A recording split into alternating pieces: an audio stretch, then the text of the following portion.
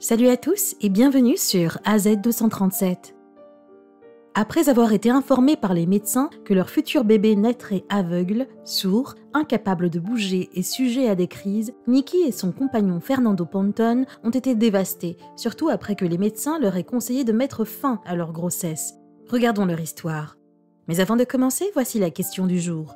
Je ne marche pas, je ne vole pas, je ne nage pas. Pourtant, personne ne peut me retenir plus d'1 minute. Qui suis-je ? Donnez-nous votre réponse dans les commentaires. La réponse exacte vous sera donnée à la fin de la vidéo. N'hésitez pas à liker la vidéo pour nous encourager et si vous êtes nouveau sur la chaîne, abonnez-vous et activez la cloche de notification pour ne manquer aucune de nos prochaines vidéos. Alors que son mari travaillait dur pour gérer le supermarché local à Huddersfield, dans le Yorkshire occidental, Nikki était une mère au foyer qui élevait 5 de leurs autres enfants. Nikki et Fernando ont toujours voulu une grande famille, et bien que cela n'ait pas toujours été facile financièrement, ils aimaient tous leurs enfants de tout leur cœur. Lorsque Nikki a découvert qu'elle était enceinte, ce fut un choc, car elle prenait la pilule contraceptive. Le couple accepta la grossesse et décida de la garder. À 20 semaines de grossesse, le médecin fit un scanner et découvrit que le bébé souffrait d'une maladie rare qui provoquait l'accumulation de liquide dans son crâne et le gonflement du cerveau.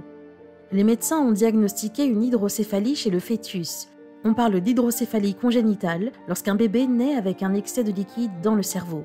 Elle peut être causée par une maladie telle que le spina bifida ou par une infection que la mère développe pendant la grossesse, comme les oreillons. Les conséquences de l'hydrocéphalie sur un nouveau-né sont quelque peu imprévisibles et peuvent varier en gravité. En raison des lésions cérébrales, les enfants atteints d'hydrocéphalie peuvent souffrir d'épilepsie, de difficultés d'apprentissage, de perte de mémoire à court terme, de problèmes de coordination, de problèmes de vision et d'une puberté précoce. Par conséquent, les enfants atteints de cette maladie bénéficient souvent d'une thérapie de développement, comme la physiothérapie et l'ergothérapie. Dans les cas les plus légers, ou dans les cas où un traitement était auparavant possible, un bébé atteint d'hydrocéphalie peut se développer tout à fait normalement. Bien que les médecins avaient conseillé au couple d'interrompre la grossesse, le couple décida de ne pas le faire. Au fur et à mesure que la grossesse se prolongeait, les scanners étaient plus nombreux et les médecins ne cessaient de leur dire que leur bébé avait un risque élevé d'être mort-né ou de ne pas survivre.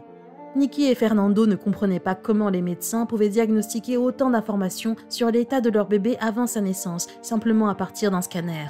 Et comme si cela ne suffisait pas, après une IRM, les médecins ont confirmé que le bébé avait un kyste au milieu du cerveau et qu'il y avait une obstruction, ce qui n'a fait qu'accroître la peur et le doute des parents.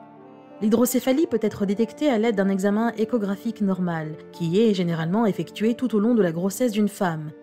Pendant l'échographie, le technicien peut voir des poches de liquide dans le cerveau en développement, ce qui indique une hypertrophie des ventricules et la présence possible d'une hydrocéphalie.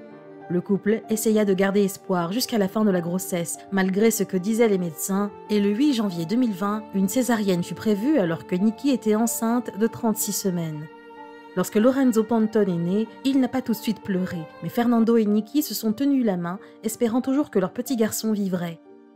Après 10 minutes de silence dans la salle d'accouchement, Lorenzo a pleuré et ses parents ont souri en versant des larmes de joie, convaincus qu'il était un bébé miracle. Il est né avec une tête très enflée et un crâne écrasé. Alors qu'il avait 4 semaines, il devait encore être nourri par sonde et était incapable de fermer les yeux pendant les 2 premières semaines de sa vie. Mais après un certain temps, il a commencé à respirer de manière indépendante et à ouvrir et fermer les yeux comme n'importe quel autre bébé. Il n'y a pas de remède à l'hydrocéphalie sévère, mais les médecins ont révélé que le gonflement autour de la tête de Lorenzo diminuerait avec le temps, à mesure qu'une dérivation drainerait le liquide. Les dérivations, le principal traitement de l'hydrocéphalie, sont problématiques car elles fonctionnent souvent mal. La détection d'un dysfonctionnement de la dérivation est difficile parce que les symptômes sont similaires à ceux des maladies infantiles courantes, en particulier les infections virales. Il incombe aux parents d'identifier le mauvais fonctionnement de la dérivation et de réagir en conséquence. La compréhension de l'expérience des parents peut améliorer la collaboration parents-professionnels et la gestion de l'état de l'enfant. 70% des enfants atteints d'hydrocéphalie sont traités par l'insertion d'une dérivation ventriculaire qui détourne l'excès de liquide des ventricules vers un autre compartiment du corps, généralement le péritoine. Les dérivations sont sujettes à des dysfonctionnements. Les taux d'échec sont de l'ordre de 40 à 50% au cours de la première année de mise en place. L'identification et le traitement rapide d'un dysfonctionnement de la dérivation sont nécessaires pour éviter des déficiences neurologiques permanentes ou la mort. L'hydrocéphalie est due à un déséquilibre entre la quantité de liquide céphalorachidien produite et la quantité absorbée par le sang. Les tissus qui tapissent les ventricules du cerveau produisent du liquide céphalorachidien. Les enfants ont souvent une durée de vie complète si l'hydrocéphalie est détectée tôt et traitée. Les nourrissons qui subissent un traitement chirurgical pour réduire l'excès de liquide dans le cerveau et qui survivent jusqu'à l'âge d'1 an n'auront pas une espérance de vie réduite à cause de l'hydrocéphalie. Pendant la grossesse de Nikki, Lorenzo a également été diagnostiqué comme souffrant d'une grave ventriculomégalie, une hypertrophie des ventricules du cerveau qui a provoqué une rupture d'une partie de son cerveau.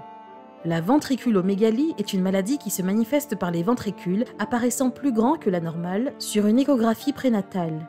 Les ventricules se développent tôt dans la grossesse et peuvent être vus à l'échographie prénatale au cours du 2e trimestre, vers la 15e semaine. Après la naissance, une IRM a montré que Lorenzo n'a pratiquement pas de cerveau, avec un kyste au milieu de la matière cérébrale qu'il a et qui est maintenu en vie par son tronc cérébral. Il a eu une dérivation permanente insérée dans sa tête à l'âge de 2 semaines, qui draine le liquide de son cerveau vers son estomac. Nikki et Fernando ont admis qu'ils ne savaient pas comment la maladie affecterait leur fils à long terme, mais ils l'ont décrit comme un miracle pour avoir survécu à la naissance. Après sa naissance, le couple était heureux de prouver que les médecins avaient tort et étaient reconnaissants de ne pas avoir interrompu la grossesse. Les semaines passaient et les 2 parents se relayaient pour rester à l'hôpital avec leur fils qui devait vivre sous tube pendant un certain temps.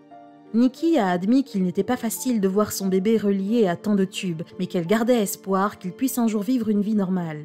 Son mari a également révélé que la vie était mouvementée pendant la période où ils entraient et sortaient de l'hôpital, mais ils n'étaient pas prêts à abandonner leur garçon. Bien qu'il n'existe pas de remède à l'hydrocéphalie, avec un diagnostic et un traitement opportun, les enfants atteints d'hydrocéphalie peuvent mener une vie normale. Ils auront besoin de soins attentifs de la part des médecins, des neurochirurgiens et parfois aussi des neurologues. L'hydrocéphalie ne connaît pas de frontières. On peut naître avec, l'acquérir ou la développer dans le cadre du processus de vieillissement. Les symptômes sont différents et nous rencontrons divers défis et obstacles tout au long de notre vie. Bien qu'il n'existe aucune méthode pour la prévenir pendant la grossesse, les mères peuvent réduire le risque et celui de l'enfant de développer cette affection. En recevant des soins prénataux pendant la grossesse, en se rendant chez le médecin tous les mois pour examiner le bébé en pleine croissance. Cela peut contribuer à réduire le risque d'accouchement prématuré qui peut entraîner une hydrocéphalie. Se faire vacciner peut aider à prévenir les maladies et les infections liées à l'hydrocéphalie. Des dépistages réguliers peuvent également vous permettre de bénéficier d'un traitement rapide en cas de maladie ou d'infection qui pourrait vous exposer à un risque d'hydrocéphalie. Utilisez des équipements de sécurité, tels que des casques, pour éviter les blessures à la tête lorsque vous pratiquez des activités telles que le vélo. Le port de la ceinture de sécurité au volant est également important pour éviter tout traumatisme crânien en cas d'accident. Les enfants doivent toujours être attachés dans un siège auto. Les parents peuvent également prévenir les traumatismes crâniens en s'assurant que les équipements pour bébés, tels que les poussettes, répondent aux normes de sécurité. Un bébé né avec n'importe quel type de malformation et qui est capable d'être en vie est un miracle. Tout arrive pour une raison. Certains jugeraient les parents de Lorenzo pour avoir permis sa naissance, mais une fois qu'une personne fait l'expérience de la parentalité, l'amour et la grâce qui se développent chez les parents peuvent être inconditionnels. L'hydrocéphalie peut survenir à tout âge, mais elle est plus fréquente chez les nourrissons et les adultes de 60 ans et plus. Elle peut se développer après un accident vasculaire cérébral, une blessure, une infection, une intervention chirurgicale ou une hémorragie. Cependant, dans de nombreux cas, les médecins ne savent pas pourquoi elle s'est produite. On estime à 375 000 le nombre de personnes âgées atteintes d'hydrocéphalie à pression normale en Amérique. Chaque fois que nous décidons de prendre la vie pour acquise en nous plaignant de notre apparence, pensez aux milliers de personnes qui n'ont pas eu la chance de vivre et de respirer normalement sur cette terre. Nous nous demandons souvent pourquoi certaines choses se passent telles qu'elles le font, mais si nous avions toutes les réponses à tous les mystères de la vie, celles-ci n'auraient aucun sens. Comprendre qu'aucun être humain n'est parfait nous aidera à être patient avec ceux qui ont des besoins particuliers. Quelle est votre opinion au sujet de cette histoire ?